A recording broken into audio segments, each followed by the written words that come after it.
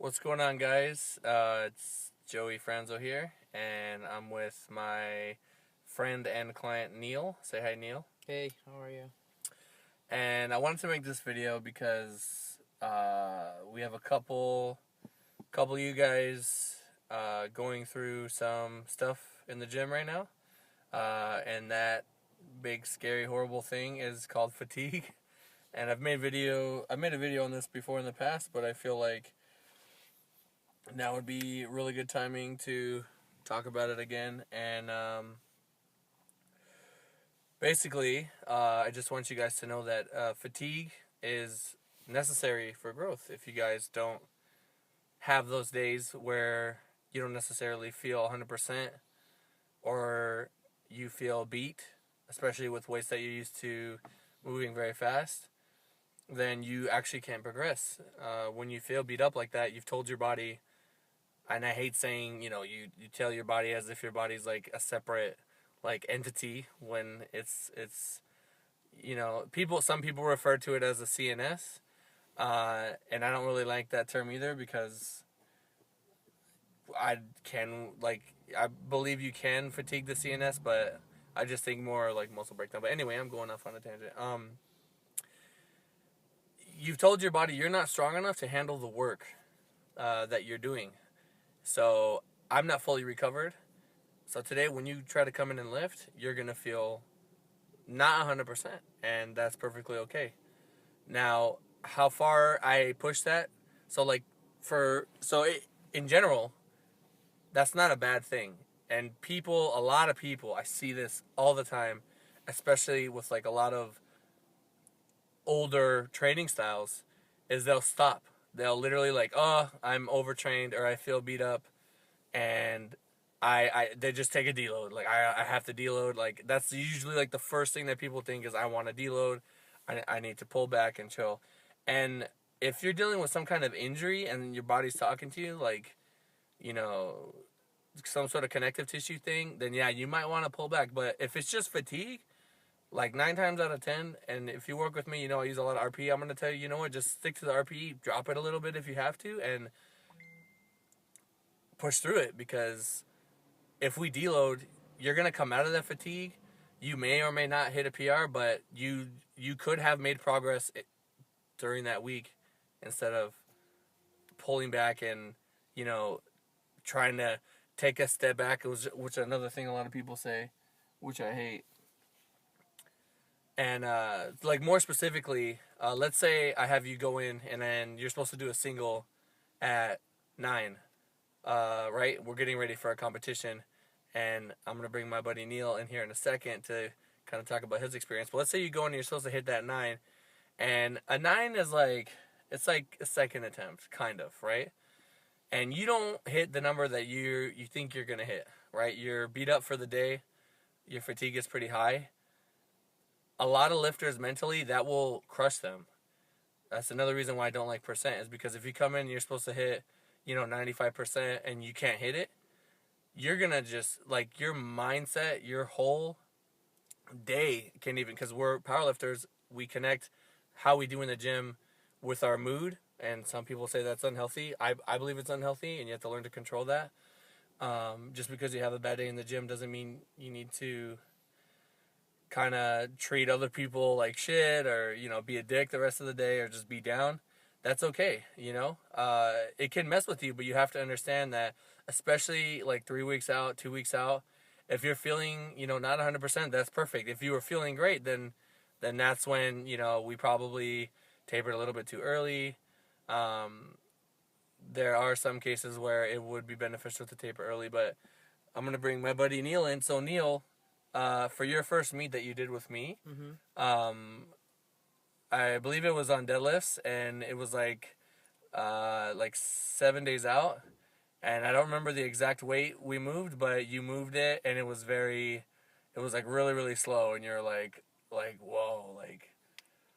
Well, before anything, like the heaviest I went was 405, and like it's a mental barrier. And then I pulled it, felt very fine. Then they ask you, what should I jump to? And you maybe jumped to 445, never hit it.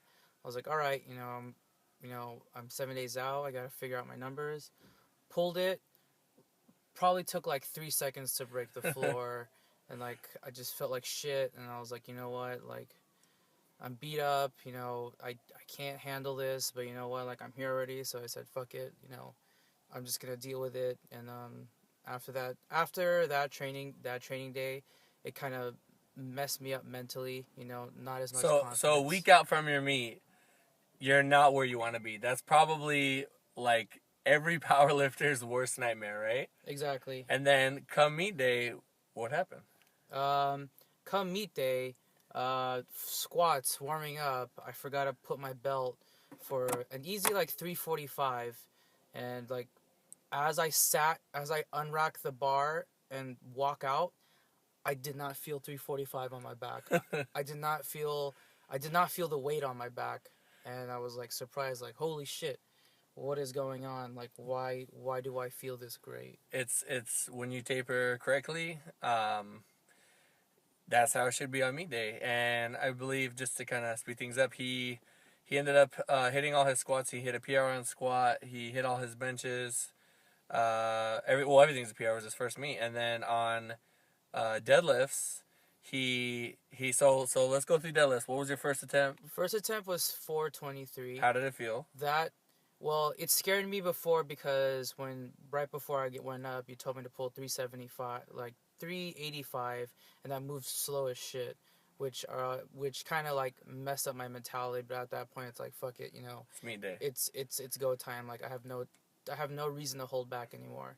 Get to the platform, rip 423, like out of like surprise, like oh what the hell, why did this move so I specifically remember him telling me, you know, our mind kind of builds this like relationship between like this certain amount of weight and the way that it feels. So on meet day, especially with the conventional deadlift, if you're warming up and you have that weight that you're usually like terrified of, and you destroy it, it's like whoa, like it sets a new standard for how that weight is supposed to feel. So then he went to a second attempt. Go ahead. What happened on your second attempt? Second attempt, it was 463, and I obviously didn't know what the number was because like knowing what the number was like horrified me. So I just told Joey to pick it, and I got there, and once I pulled it, it moved just as fast, almost like an RP like 8.5, and not knowing after it was like 463, which was surprising. Boom, and then I don't know if we were going for a certain total or what the reasoning was. I think it was just because we had already gotten such a big PR.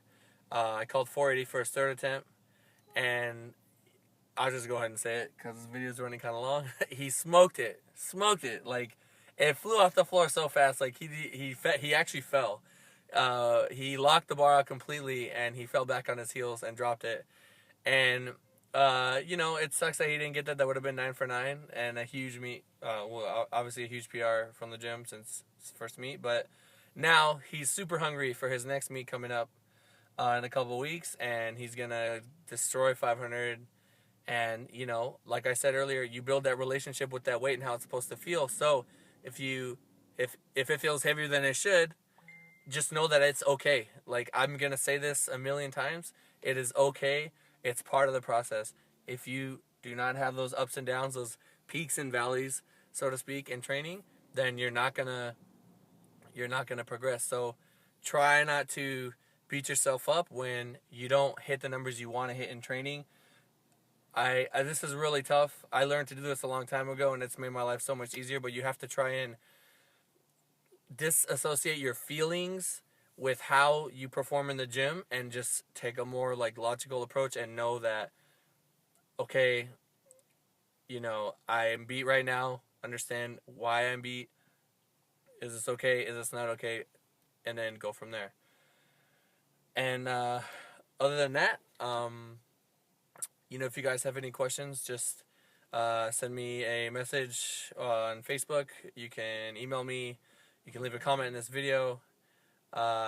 Neil, do you have anything you want to add to that? All right, guys, if you enjoyed this, let me know. And hopefully we can make more of these to address topics very similar to this related to powerlifting. So thank you guys, and I will talk to you next time.